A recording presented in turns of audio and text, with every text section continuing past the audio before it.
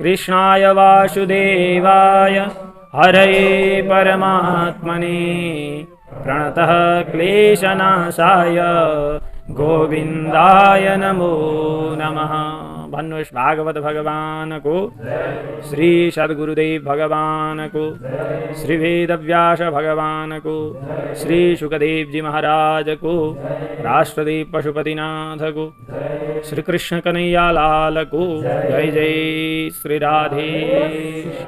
अखिल कोटि ब्रह्मांड नायक अकारण करुणा वरुणालय भगवान श्रीहरि सर्वेश्वर को साक्षात वाङ्मय प्रतिमूर्ति श्रीमद् भागवत महापुराण अक्षर विग्रह शब्द विग्रह, जसको सायंकालीन स्वाध्याय कक्षामा हामी उपस्थित भइसकेका छौँ। हामीहरूले प्रतिदिन भागवतको यो सायंकालीन स्वाध्याय कक्षालाई निरन्तरता दिइरहेका छौँ। भगवानको कृपा हामीमाथि भइरहेको छ। हामी प्रतिदिनको स्वाध्याय कक्षालाई निरन्तरता दिने क्रममा प्रथम स्कन्धको 9औं अध्यायलाई लिएर आज उपस्थित छौँ। 9औं अध्यायका हामीहरूले 27 श्लोकसम्मका शब्दार्थहरूलाई सरसर्ती हेरिसकेका छौँ। 27 श्लोकसम्ममा पूर्व दिनमा महाभारतको लामो युद्धपछि, महाभारत यो युद्ध मेरै राज्य मोहका कारणले घटित घटनाक्रम हो भन्ने र आफूलाई नै महाभारतको सम्पूर्ण दोष ठहर्याएर आफूमाथि नै लगाएर राजा युधिष्ठिर अत्यन्त ग्लानीले युक्त भएका हुनुहुन्थ्यो। राजा युधिष्ठिरका मनमा सन्तुष्टि थिएन। आफ्ना बन्धुबान्धव छरछिमेक मित्रजन आदिलाई मारेर प्राप्त गरेको यो राज्य मेरा लागि कदापि सुखदायक हुँदैन भन्ने उहाँमा एक खालको वितृष्णा थियो राज्यप्रतिको। भगवान श्रीकृष्णले सम्झाउनु भयो भएन, व्यासादि ऋषिहरूले सम्झाउनु भयो भएन, शास्त्रका कुराहरूले पनि युधिष्ठिरको मन मानेन। अन्तिममा कुरुक्षेत्रमा सरसैयामा शयन गरिराख्नुभएका मरणासन्न अवस्थाका भीष्म पितामहका अगाडि राजा युधिष्ठिर सम्पूर्ण अनुजहरूका साथमा स्त्रीहरूले युक्त भएर ऋषि महर्षिहरूले घेरिएर पुग्नुभयो। यो देखेर भीष्म पितामह अत्यन्त खुसी हुनुभयो। साक्षात भगवान आज मेरा अगाडि मेरो मृत्युको समयलाई जानेर म अनन्य भक्तलाई कृपा गर्ने हेतुले यहाँ उपस्थित हुनुभएको छ भनेर खुसी हुँदै हुनुहुन्छ। राजा युधिष्ठिरलाई भगवानको भगवत्तालाई बुझाउँदै हुनुहुन्छ। हे राजा युधिष्ठिर, जो तिम्रा अगाडि उपस्थित कृष्ण, जसलाई तिमी सामान्य कृष्ण, मामाको छोरो, अर्जुनको साथी, अर्जुनको सारथी भनेर बुझ्दैछौ, यी त्यति मात्र होइन, यी परम पुरुष, जगतका कर्ता, सृष्टिकर्ता, विश्व ब्रह्माण्डका अधिनायक भगवान नारायण हुनुहुन्छ भनेर यसरी सम्झाउनु भयो। र अन्तिममा भगवान श्रीकृष्णलाई जबसम्म मेरो यो शरीर छोडेर मेरो प्राण वायु जाँदैन तबसम्म तपाईँ प्रसन्न मुद्रामा यहीँ रहनुहोस् भनेर भीष्म पितामहले विनम्र निवेदन गर्नुभयो। अब भीष्म पितामहले आफू जाने इच्छा गर्नुभयो। इच्छा मृत्यु प्राप्त भीष्म पितामहको यस्तो वाणी सुनेर राजा युधिष्ठिरले विभिन्न प्रकारका प्रश्नहरू गर्नुभयो। राजा युधिष्ठिरलाई भीष्म पितामहले ज्ञान पनि धेरै दिनुभयो। राजधर्मका बारेमा, भगवत धर्मको बारेमा, स्त्री धर्मका बारेमा यस्ता विविध ज्ञानहरू दिँदै हुनुहुन्छ, जसलाई विस्तृत व्याख्या गरेर अथवा संक्षेपमा बुझाउन सकिने धर्मलाई संक्षेपमा बुझ्न नसकिने धर्मलाई, कर्तव्यलाई विस्तृत रूपमा व्याख्या गरेर सुनाउनु भयो। हामीहरूले 27औं श्लोकसम्म यहाँसम्मका प्रसङ्गहरूलाई हेरेका थियौँ। अब 28औं श्लोकमा गएर सुतजी महाराज के भन्नुहुन्छ आउनु सुनौँ। धर्मार्थ काम मोक्षांश्च सहोपायान् यथा मुने नानाख्यानेतिहासेषु वर्णयामास तत्त्वविद्। हे मुने, हे मुनीश्वर शौनकजी महाराज, तत्त्ववेत्ता भीष्म पितामहले यथा जसरी सहोपायान प्राप्त गर्ने उपायले युक्त भएका धर्मार्थ काम मोक्षांश्च, धर्म अर्थ काम मोक्ष चतुर्विध पुरुषार्थका बारेमा नानाख्याने इतिहासेषु, विभिन्न आख्यान पुराण आदिबाट र इतिहासेषु, इतिहासबाट निकालेर त्यसको सार तत्त्वका रूपमा, मक्खनका रूपमा वर्णयामास, के गर्नुभयो? वर्णन गर्नुभयो। धर्म अर्थ काम मोक्ष चारै प्रकारका पुरुषार्थलाई कसरी सहज तरिकाले प्राप्त गर्न सकिन्छ भनेर युधिष्ठिर महाराजलाई सम्झाउनु भयो। धर्मं प्रवदतस्तस्य सकाल प्रत्युपस्थितः यो योगिनश्छन्द मृत्योर्वाञ्छितस्तु उत्तरायणः।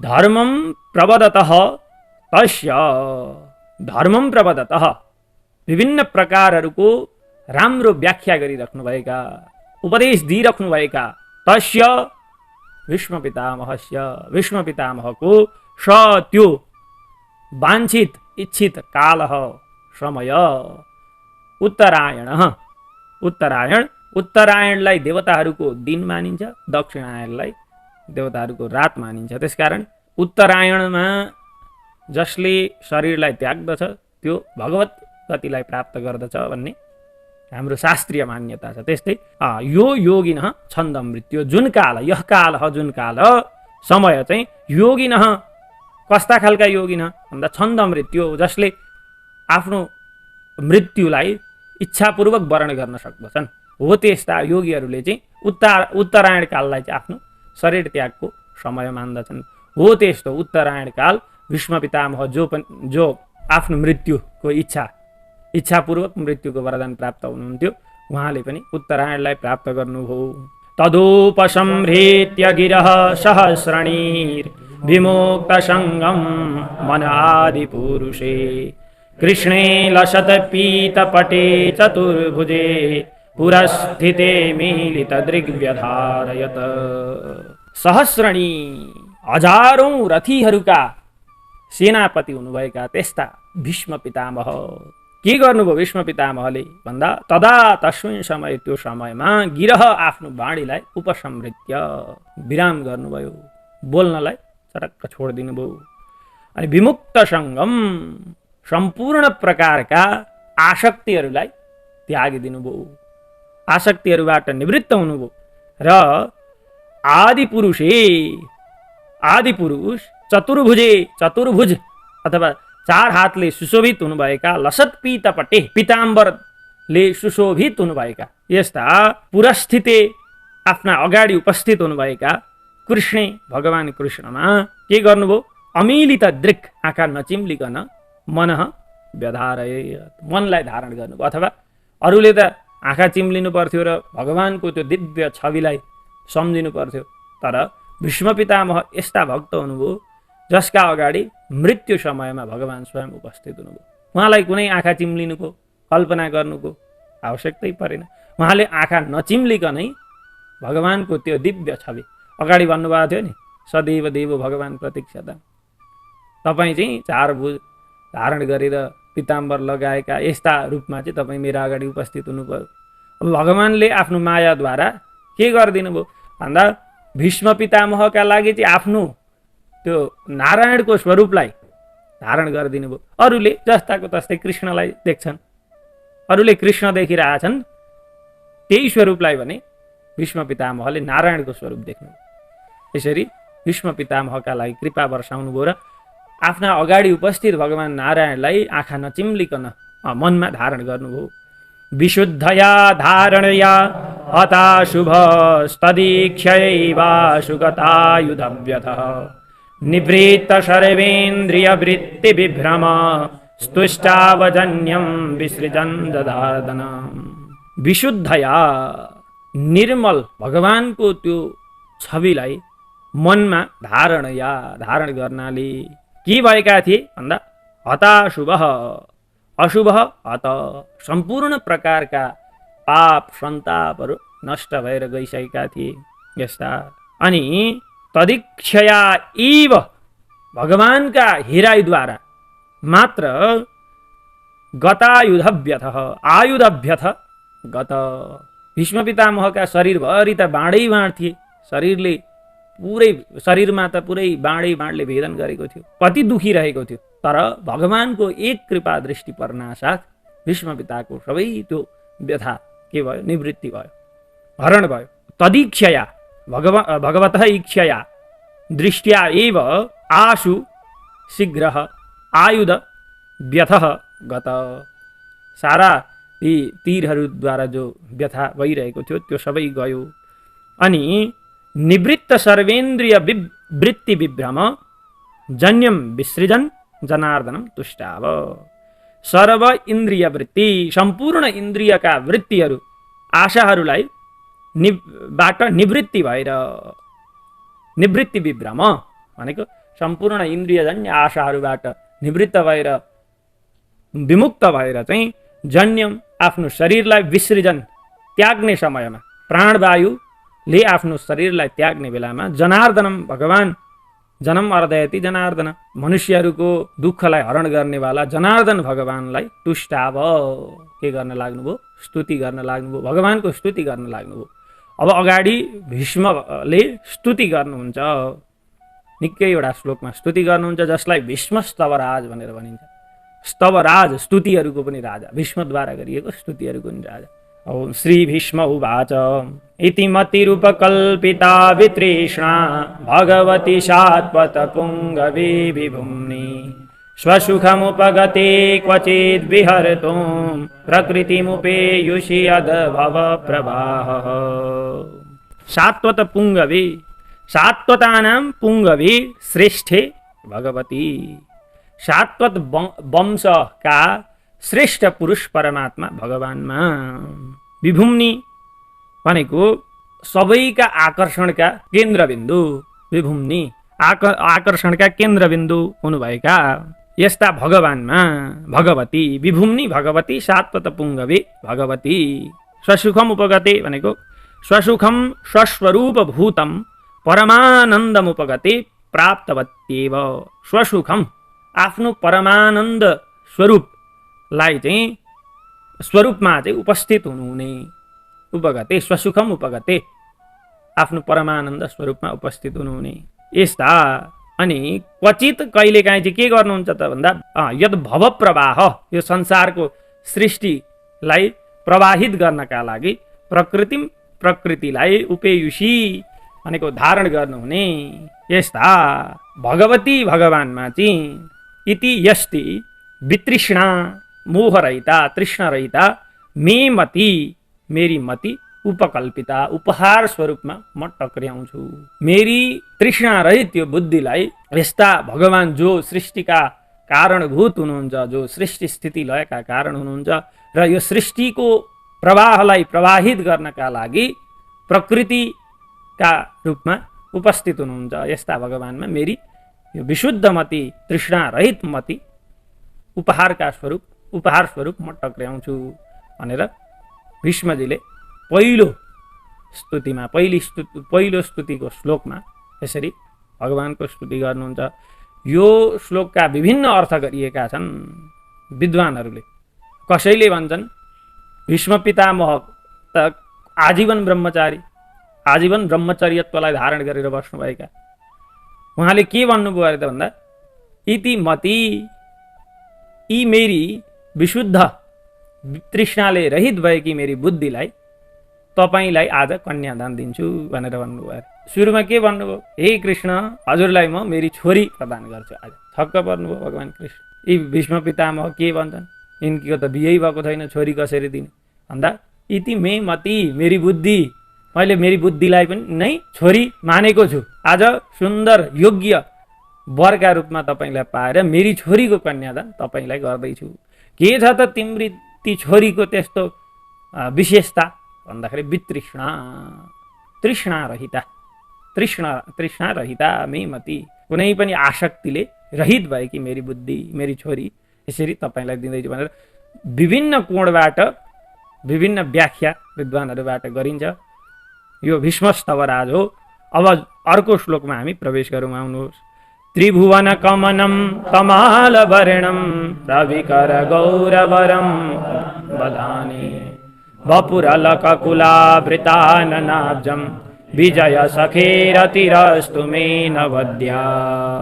त्रिभुवन कमनं तमालवर्णं त्रिभुवन कमनं यो शब्दको अर्थ श्रीधर स्वामी कसरी गर्नुहुन्छ भने त्रैलोक्याम् एकमेव कमनीयं यत् तद् वपुर दधाने रतिर्मेस्तु। तीनै लोकमा एउटा मात्रै त्यस्तो सुन्दर व्यक्ति अद्वितीय सुन्दर व्यक्ति हुनुहुन्छ हो त्यस्तो सुन्दर वपुः भनेको शरीरलाई दधाने धारण गर्ने हुनुभएका तमाल वर्णम तमाल पुष्पवत नील वर्णम यस्य स तमाल वर्णम तमाल पुष्पको जस्तो नीलो वर्ण हुनुभएका यस्ता भगवान। अनि रविकर गौर वराम वरम प्रातकालीना रवि प्रातकालका सूर्य हैन प्रातकालीना रवेहि कराइव स्वत एव गौरे पीते वरे निर्मले चाम्बरे यस्मिन् तत् प्रातकालको सूर्यको किरण जस्तै सेतो चमचमाइलो पीताम्बर धारण गर्नुभएका रविकर गौर वर भनेको श्रेष्ठ अम्बरम पीताम्बरम दधाने धारण गर्नेवाला यस्ता।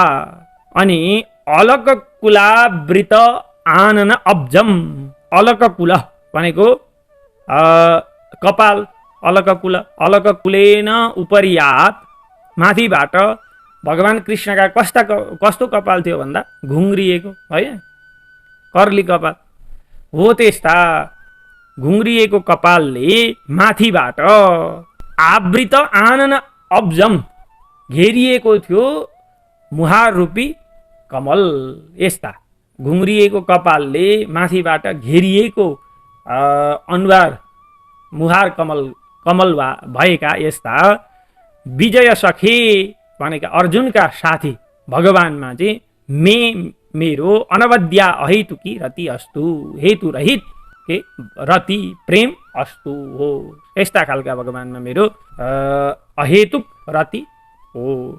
कस्ता भगवानमा भन्दा त्रिभुवनकै एकमात्र सुन्दर स्वरूप हुनुभएका तमाल पुष्पको जस्तो वर्ण हुनुभएका अनि प्रातकालीन सूर्यको चम्किलो प्रकाश जस्तो चमचमाइलो पीताम्बर धारण गर्ने हुनुभएका अनि घुङ्रिएको कपालले माथिबाट अनुहारलाई ढाकिएका यस्ता भगवान श्रीकृष्णमा मेरो रति प्रेम होस् भनेर 33औं श्लोकमा भीष्मजीले भगवानको स्तुति गर्नुभयो। युधि तुरगरजो विधुम्र विश्व कचलुलित श्रमवार्यलङ्कृताश्वे मम निशिथ शरैर्विविद्यमान त्वचि विलसत् कवचेस्तु कृष्ण आत्मा।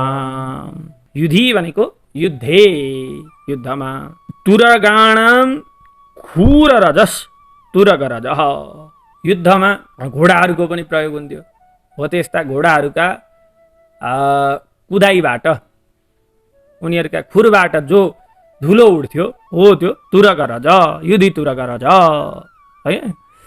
अब त्यसले विधुम्र धुलित भएको छ धुमिल भएको छ यस्तो हैन।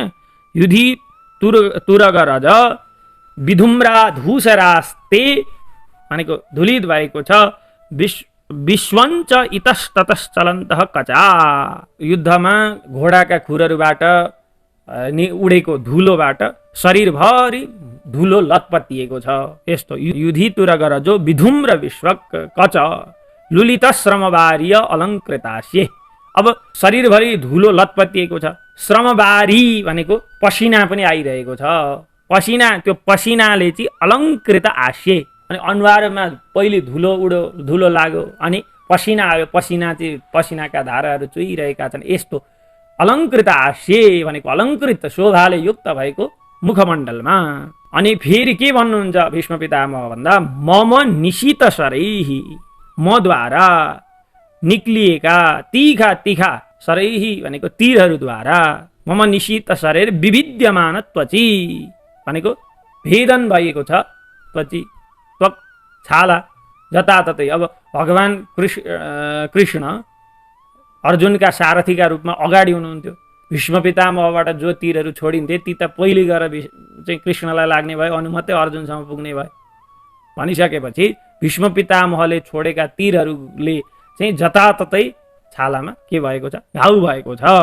त्यस्ता मदियेर निशितैः तीक्ष्णैः शरैर विविद्यमानात्वक अस्य तस्मिन् त्यस्ता भगवानमा मद्वारा मेरा बाणद्वारा निस्किएका तीरहरूले तीखा तीरहरूले भेदन गरिएको छ जसको शरीरका छाला त्यस्ता भगवानमा।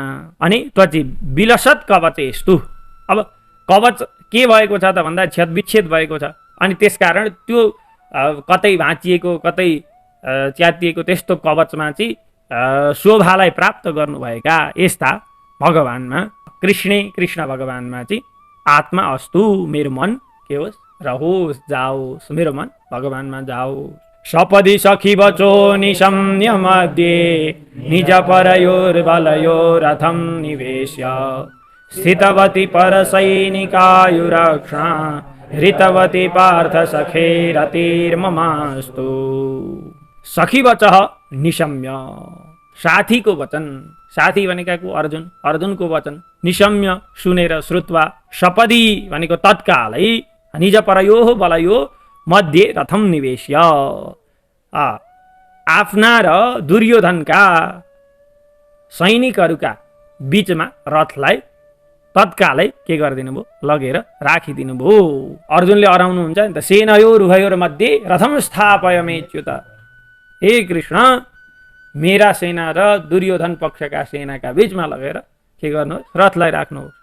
भगवान श्रीकृष्णलाई अर्जुनले भने, अर्जुनको त्यो बाणीलाई सुन्ने बित्तिकै भगवानले तत्कालै के गर्नुभयो, लगेर दुई सैनिकका बीचमा रथलाई स्थापित गर्नुभयो। यही कुरो यहाँ भन्दै हुनुहुन्छ। अब स्थितवती परसैनिकायु रक्षणा ऋतवती, परसैनिकायु परस्य दुर्योधनस्य सैनिकानाम् आयुः अक्षणा कालदृष्ट्या ऋतवती। परसैनिकायु भनेको दुर्योधनका सेनाहरूको आयुलाई चाहिँ आफ्नो आँखाद्वारा काल दृष्टिद्वारा ऋतवती हरण गर्ने हुनुभएका यस्ता पार्थ सखे, पार्थ अर्जुनस्य सखे सखा कृष्णस्य कृष्णमा चाहिँ सखे भनेको कृष्णमा मम मेरी स्थितवती स्थिर भएर रति अस्तु, प्रेम हो, मेरो स्थिर प्रेम चाहिँ भगवानमा रहो।